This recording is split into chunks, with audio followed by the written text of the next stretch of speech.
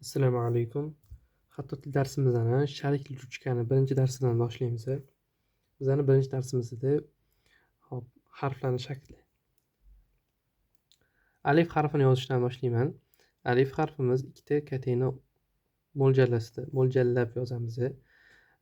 Ya'ni siz agar oddiy sharikli ruchkada bitta qonun qoida bor. Agar sizni alif harfingiz ikkita kateni mo'ljalida bo'lsa, qolgan hamma harfingiz ikkita katedan ketishi kerak. Agar siz bitta kategoga mo'ljallab alif yozsangiz, qolgan hamma harfingiz bitta kategoga ketishi kerak. Keyin eslatib o'taman, yozayotgan paytingiz kategori daftar bo'lishi shart.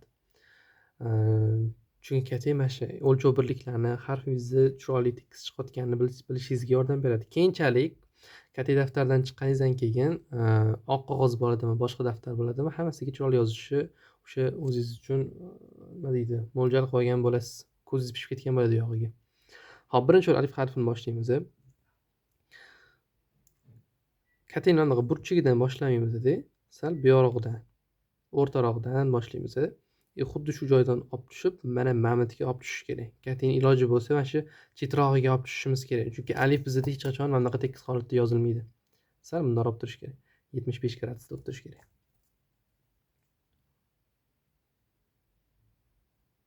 Mana alif qiyshuvroq bo'ladi.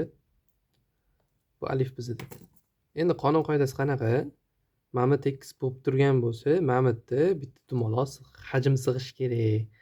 Alif qonun qoidasi shunaqa. Bunaqasi bo'lsa ham, bunaqa taqdirda bo'lsa ham, bu yerga ham bitta dumaloq sig'ib turishi kerak. Alif shunaqa chiqyaptimi, xursand bo'lavering, to'g'ri yozib olasiz. Mana bitta zaman. Muhimi qo'lingizga qaltiramasin. Shunaqa qilib tekis chiqazaverasizlar. Keyingi harfimiz bizda ba harfi. Mana. Boshini yozib olgandan keyin qo'limni uzdim. Xattotlikning yana bitta qoidalaridan biri, qo'lni uzib yozsangiz, harfingiz chiroyli chiqadi. Qo'l uzish degani nima qildim mana? Bitta harf yozyapman, misol uchun B harfini boshini yozdim deb qo'limni uzdim. Yana shu tochkaga qo'yib turib, men B harfini ostini yozyapman, ya'ni. Mana ko'rdingiz? Qo'l uzdim mana shu joyda. Qo'l uzmasam qanaqa bo'lib turadi? Mana. Bu xato, bu to'g'ri. Ya'ni boshini chizib oldim. Keyin xuddi shu joydan tekis qilib ba harfini, ya'ni ba harfi shaklini o'xshatdim. Butga tochka qo'ysangiz ba bo'ladi, ikkita tochka o'rtasiga qo'ysangiz ta, qo'ysangiz s bo'lib qo'yadi. Men endi hamma harfini alohida yozib o'tirmayman. Biz faqat shakl bo'yicha ishlaymiz.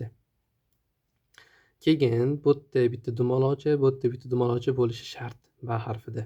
Tepasi bir xil bo'lishi kerak, tepaga qarayotgan qismi ham bir xil bo'lib turishi kerak. Bu ba harfini qoidalaridan biri. Keyingi harfimiz alif harfiga endi ba harfini ostini ulaymiz. Alif yozib olamiz yarimchala qilib, tagiga ba harfini ulaymiz. Mana. Ko'rdinglar? Alif yozdim, qo'limni uzdim, yana bitta, ya'ni qo'llab kelib turib, ba harfini ostini uladim. Bu yerda ham shu qoida, mana bu yerda kichkina dumaloqchalar qolishi kerak, joy qolishi kerak. Mana chiqish joyi kaf harfini alif, ya'ni bo'yiga nisbatan bir xil bo'lib turishi kerak. Ya'ni teppa ham bo'lib qolishi kerak emas, sal bundoq bo'lib dumaloq ham qolishi kerak emas, boshqacha ham bo'lib qolishi kerak emas. Xuddi shu holatda bo'lishi kerak. Nimaga? Chunki bu bizda belgini qo'ymoqchi bo'lsak, mana shu belgini shunga moslab qo'yamiz. Belgini hamma yoqqa qo'yilmaydi. Endi mana shu joyiga belgi qo'yiladi, ya'ni o'rtasiga kelganda. Yozilishi. Olib keldim, qo'limni uzdim.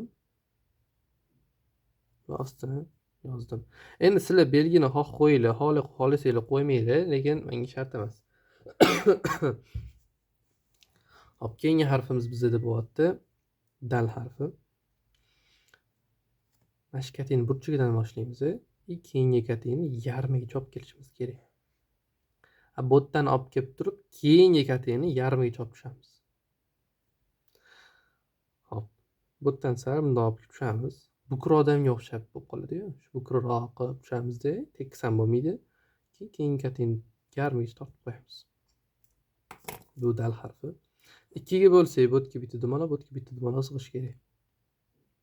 Ustiga qo'ysak, tochka zal bo'lib qolaveradi. Dalda qilinadigan ko'p xatolar bunaqa yozib qo'yishlik yoki boshqacharoq yana qanaqadir har xil yozib qo'yadiganlar bor. Bundoq qilib o'zidan ko'payib ketadi. Ya'ni bundoq ikkiga bo'lsa, mana bu yerda bitta dumaloq, mana bu yerda ikkita dumaloq bo'lib qolyapti. Ana shularni inobatga olib chiroyli yozamiz. Keyingisi bizda to harfi bo'ladi.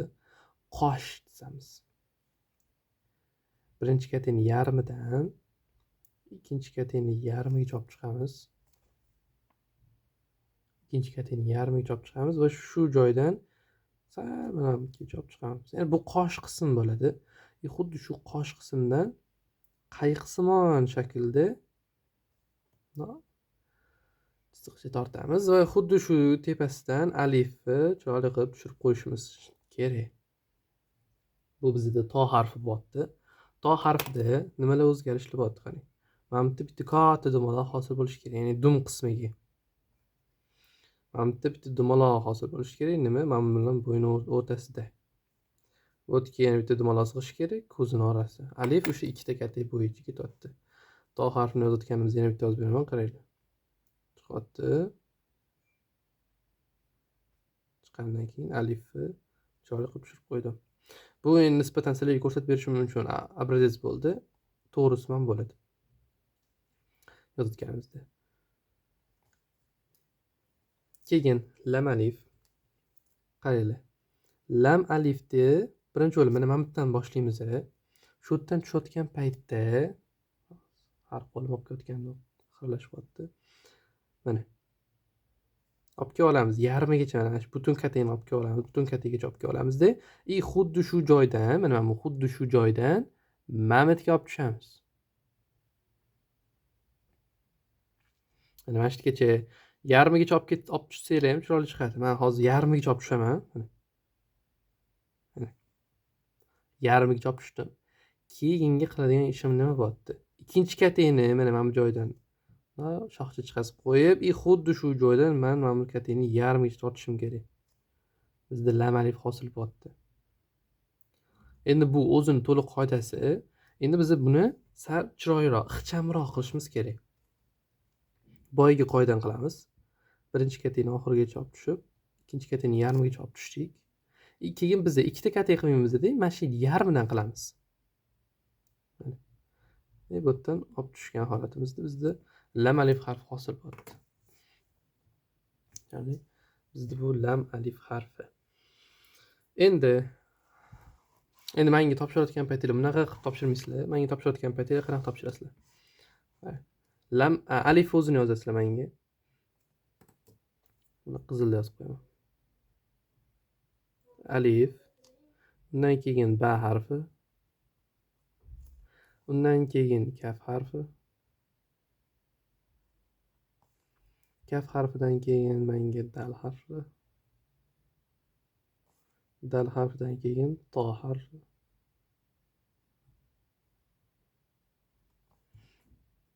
To harfidan keyin lam alif harfini topshirasizlar.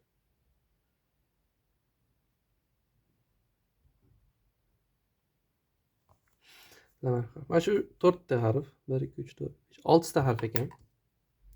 6 ta harfni daftaringizga chiroyli qilib yozasizlar. Undan oldin rosa mashq qilinglar. Men misol uchun qanaqa ko'rsatgan bo'lsam, har xil uslubda mashq ko'ringlar, tekshirib ko'ringlar, bunaqa chiqyaptimi, bunaqa chiqyaptimi. Keyin men buni sal noto'g'ri yozib qo'yganman, uni yozmay qo'ya qolinglar. Bu yoqdagi qismini yozib mashq qilinglar. O'xshatishga harakat qilinglar. Ruchkani qayerdan olib tushayotgan bo'lsam, qayerga yo'llantilayotgan bo'lsam, hammasini mashq qilib, misol uchun bir varroq bo'ladimi, ikki varroq bo'ladimi, har xil ko'rinishda qilib ko'rganingizdan so'ng menga oxirida mana shu joyini yuborasizlar. Mashq qilgan tomoningizlar menga yuborib o'tirmanglar. Menga faqat mana shu harflarni o'zini kichkinagina qilib yuborib, rasmga olib yuborsanglar, men tekshirib beraman. Assalomu alaykum.